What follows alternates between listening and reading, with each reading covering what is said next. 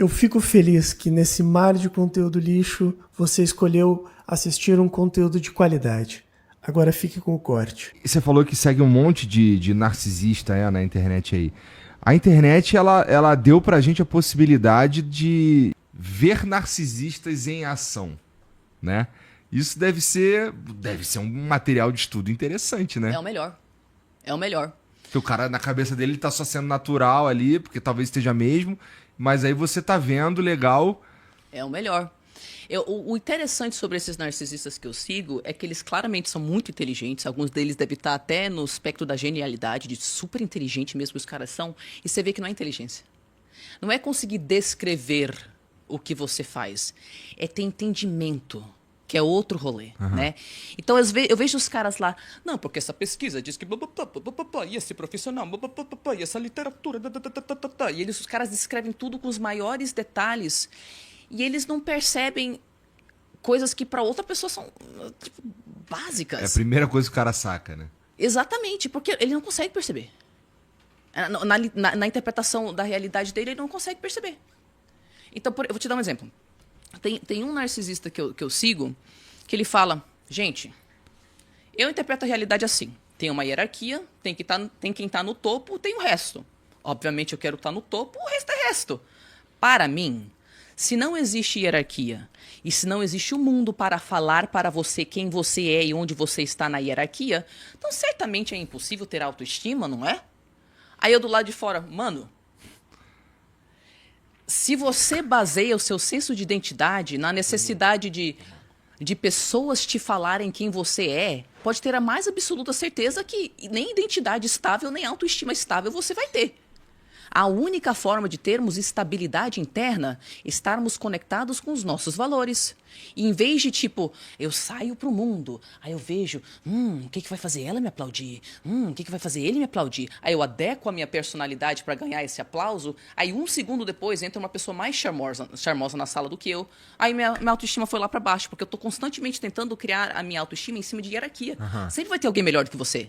Agora, se eu me acalmo, me interiorizo, regulo as minhas emoções, acesso a minha bússola interna, o saber interior que cada um de nós tem. E minha bússola fala, baseie sua vida nesses valores. E eu construo uma vida baseada naqueles valores, os meus valores são estáveis, eles são internos. Você não pode roubar os meus valores de mim, mas você pode ser mais inteligente, mais bonito, mais rico, mais não sei o quê. Então eu olhando do lado de fora penso, nossa, mano, é óbvio que se eu precisar que o outro me fale constantemente quem eu sou, eu não vou ter autoestima. Mas para a cabeça dele não existe possibilidade de ter um senso de identidade sem uma pessoa falar para ele que ele é. É nesse tipo de coisa que é tipo, realmente é muito interessante, é fascinante. Né? Ou um outro que eu sigo falou assim, gente, seguinte, cara, eu não vou acreditar em nada que para mim não foi comprovado, é isso aí, cara, tem que ser comprovado para mim, senão eu não acredito. E eu penso, ok, só que tem um problema com esse pensamento. O seu jeito de pensar, que você considera que é o melhor do mundo, fez você entrar em depressão, querer se matar, destruiu todos os seus relacionamentos e, mesmo assim, você tem a impressão de que as coisas têm que se encaixar na sua percepção da realidade, como se ela estivesse certa. Claramente, se você só se gera infelicidade com o seu jeito de pensar, obviamente tem algo para além do seu jeito de pensar que você não enxerga, que é um ponto cego para você e vai exigir fé, porque é invisível, você não sabe que está lá, para você se abrir para uma solução. E para mim é óbvio, se você fala, eu sou super infeliz, mas quer saber, vou continuar fazendo tudo igual, é óbvio que não vai ter solução. É óbvio que, tipo, no mínimo a pessoa tem que falar, sou super infeliz, eu vou começar a fazer uns negócios diferentes. Ver se, né, melhora. Pronto, já tem uma solução maior. Já tem uma chance de dar certo, né? Agora você me fala, eu só vou pensar do jeito que eu penso e é isso aí, fica difícil, né? Verdade. E assim, não quero saber quem, mas tu segue uns caras assim, em geral eles são anônimos ou são famosos? Não, são pessoas que têm transtorno de personalidade narcisista, falam abertamente sobre os seus diagnósticos. Tá bom. São geralmente contas muito pequenas, né? Porque as pessoas não querem ouvir ainda narcisistas falando sobre isso, mas são pessoas abertas mesmo sobre o seu diagnóstico, né? Tem a Spirit Narc, uma que eu entrevistei, Nameless Narcissist, outro que eu entrevistei, Early Morning Barking, H.D. Tudor, Sam Vaknin. Caramba, tem tanta gente que... Tá. Cluster B Milkshake. Tem um monte de gente que eu sigo. Que são narcisistas diagnosticados, que falam abertamente e honestamente criam os melhores conteúdos que existem na internet a respeito desse transtorno. Que interessante. Os melhores, não Falando sobre a própria condição, sabendo que ela existe e talvez até entendendo um pouco melhor sobre ela, é isso? tem? Sim, Tá. sim. Eles sabem, ou seja, eles passaram pela fase de... Pelo colapso.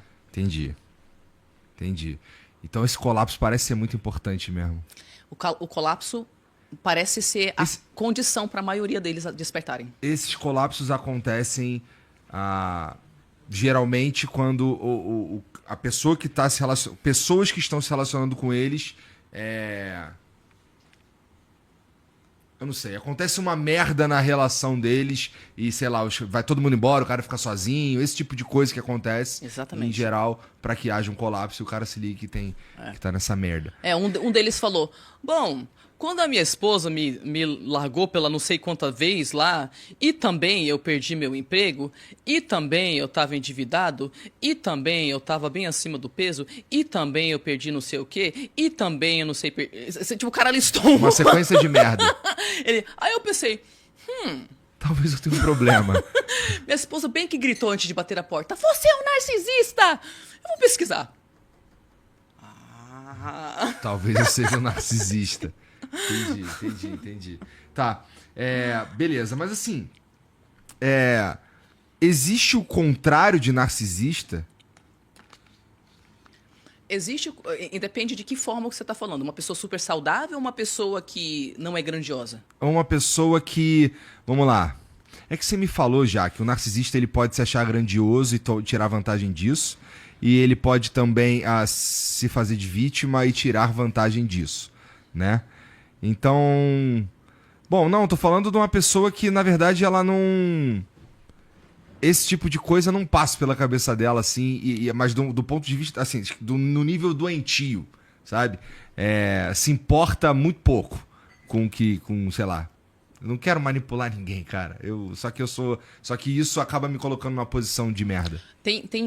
O narcisismo é explicado através de vários autores diferentes, enfim, e tem uma escala, uma de várias escalas do narcisismo, né? E essa uma escala que eu uso bastante vai de 0 a 10, né? Então, quando você pontua 1, 2 ou 3, você é esse cara que você acabou de descrever. Você se acha você acha que você tem tão pouca importância que você não faz coisas pelo seu bem-estar básicas, que você deveria fazer. Tá. Tipo, você não celebra seu próprio aniversário, você tem vergonha de receber um presente, você tem vergonha de ser aplaudido por algo que você fez. Você acha que você tem que estar por último, você dá seus recursos para os outros, porque os planos dos outros são mais importantes do que os meus. Então isso não é saudável, né? Você não tem um mínimo de narcisismo, que tem um conceito de narcisismo saudável, né? Tá. Você não se coloca em primeiro lugar. E que se colocar em primeiro lugar não significa esmagar os outros. Significa sobreviver, né? Nesse espectro, aí tem o 4, 5, 6, né? Isso é considerado a faixa do narcisismo saudável. Por que narcisismo saudável?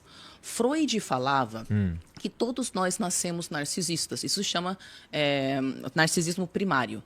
Por quê? Porque entende-se que o bebê nasce e ele não sabe que ele existe, que tem um prédio lá, que eu sou eu e você é você. Ele meio que está lá existindo enquanto fragmentos fantasiosos, interagindo com o mundo externo, interno, não conseguindo diferenciar. Então, para ele é o centro do mundo.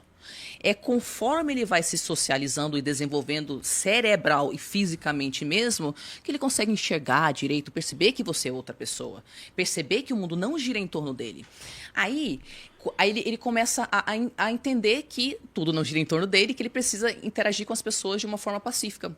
O narcisista não consegue sair do narcisismo. Aí ele desenvolve o que o Freud chamava de narcisismo secundário, que é o que a gente considera o patológico, que no seu extremo é o transtorno de personalidade narcisista.